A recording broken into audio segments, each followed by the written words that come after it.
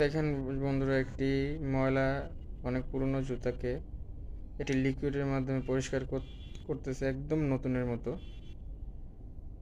তো এটা দেখার পরে এই ছেলেটি সেও চেষ্টা করতেছে যে সেও এই লিকুইডটির মাধ্যমে হয়তো মেবি, হ্যাঁ, জুতাটা সে একটা ময়লার ভিতরে রেখে এটা পরিষ্কার করে ফেলে। এরপরে সে ওইভাবে করে সব কিছু জিনিসপত্র কিনে নিয়ে আসে যাতে জুতাটা পরিষ্কার হবে। সে ভালোভাবে জুতার উপরে বালু লাগা মাটিগুলোকে পরিষ্কার করে,